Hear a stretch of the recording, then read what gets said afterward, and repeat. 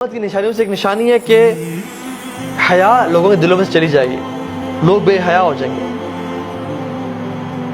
ایک صحابی تھے جو گزر تھے مدینہ میں، اور ان کی نظر ایک عورت پہ پڑی کہ وہ اپنے خیمے کے اندر غسل کری تھی، اور ہوا چلی تو اس خیمے کا پردہ اٹھ گیا اور نے اس کو دیکھ لیا،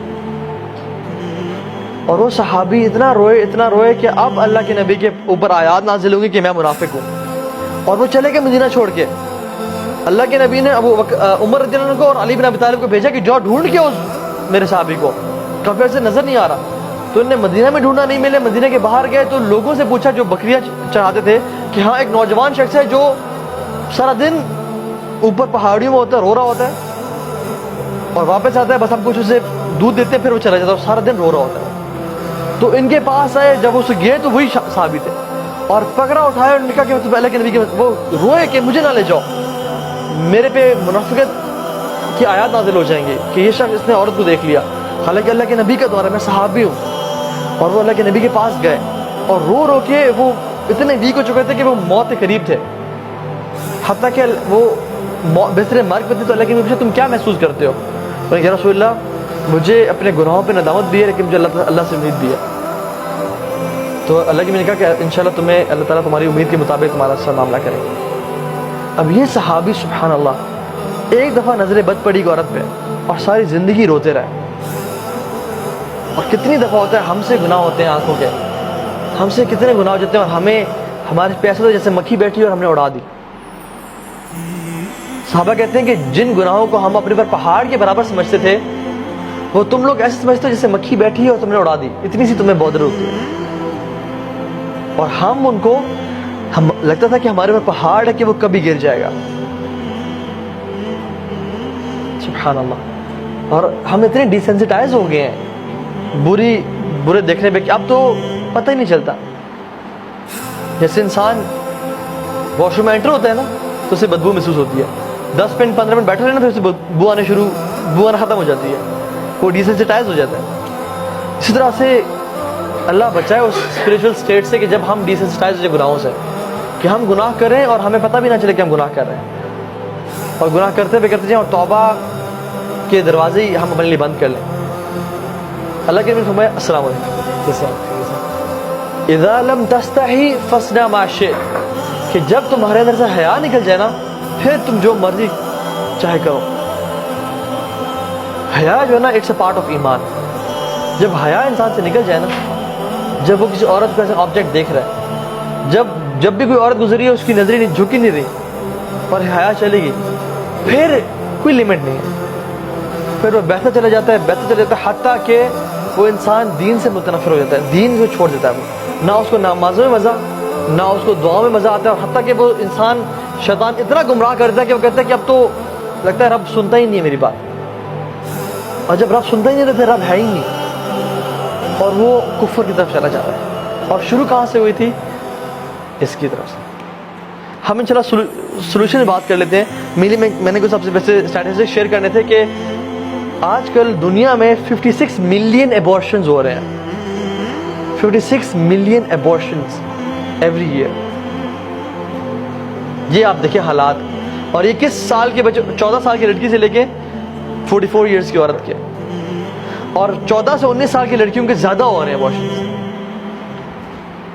یہ حالات ہیں اس دنیا میں، جو یہ کہتے ہیں بڑی ماڈرن سوسائٹی ہے۔ اور ایبورشن کا مطلب پتہ کیا ہے؟ ایک بچہ زندہ، اس کا قتل،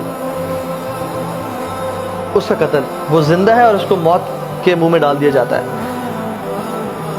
اور یہ سوسائٹی بڑی پڑھی لکھی سوسائٹی ہے جس نے جس کے ریزلٹس لیے ہیں۔ 34 ملین HIV پیشنٹس ہیں، 34 ملین، اینڈ 90% آر چلڈرن۔ 90% وہ جو کہ HIV کے تھرو پیدا ہوئے، جن کے پیرنٹس کو HIV تھا۔ اور HIV کیسے ہوتا ہے؟ ہیونگ ملٹیپل سیکشل ریلیشنز، یا ایسی جگہ پہ سیکشل انٹرکورس کرنا جہاں پہ اسلام نے بالکل اس کو حرام قرار دیا ہے۔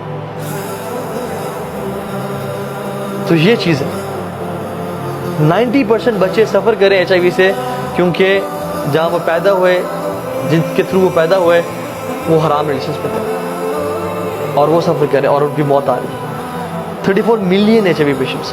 खैर से बहुत सारे हैं, हमारे पास टाइम कम है। नाउ हम जल्दी से बात करते हैं इसके सोल्यूशन पे। सबसे पहला सोल्यूशन वो ये है कि अपनी नजरें नीचे कर लें।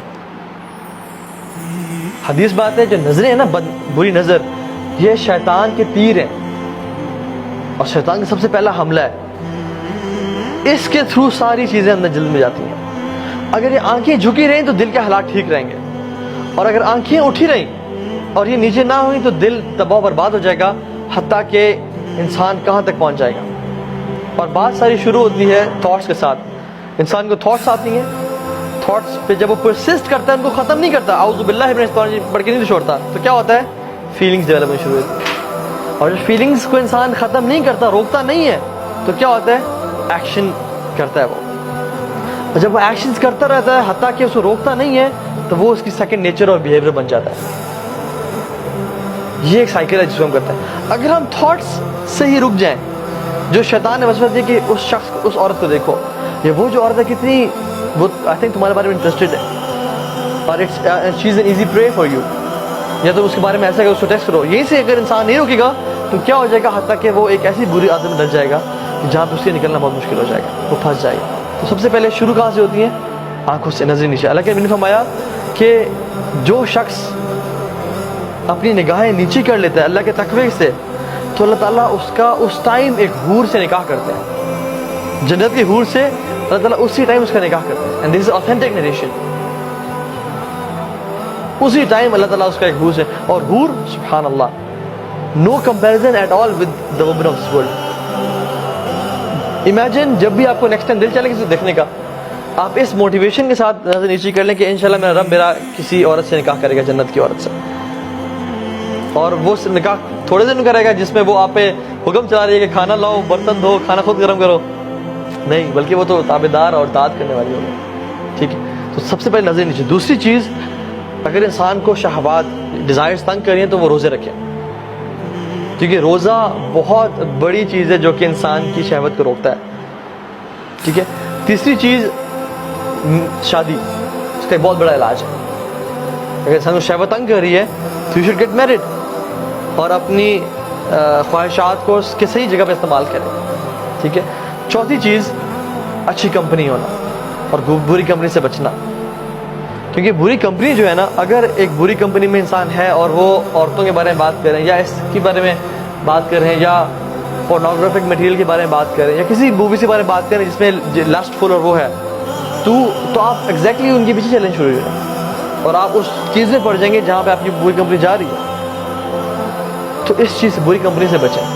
चाहे आप जितने भी नेक हैं, कुरान के हाफिज हैं, मुत्तकी हैं, दाढ़ी रखी हुई, सब कुछ है, बुरी कंपनी में रहेंगे तो अल्टीमेटली, अरबी का मक़ूल है अस्साहिबु साहिब, जो आपका साहिब है ना, जो आपका कंपेनियन है, वो साहिब है, he is a puller, he is a puller, जो आपको खींचता है, खींचता है, खींचता है, हत्ता कि आपको वहीं पे ले आता है जहाँ पे वो खड़ा हुआ है, और उसका बहुत इन्फ्लुएंस होता है।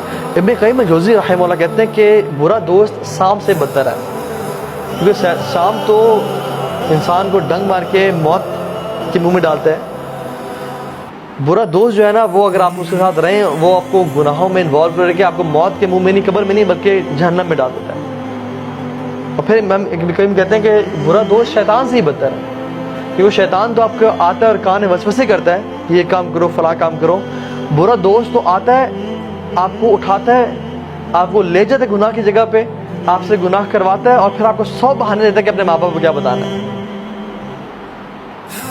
तो आपको जो है ना, अल्लाह ताला से दूर कर रहा है। शैतान तो आपको सिर्फ वसवसे दे रहा है, लेकिन बुरा दोस्त आपको उठा के ले जाता है, आपको फाइनेंस भी करता है, आपको गाड़ी पे उठा के ले गया, गुनाह करवाया, फिर वापस आके छोड़ दिया उसने, और फिर मशवरे दे के क्या करना है। तो ये चीज़ है, बुरी कंपनी से बचें। हाँ।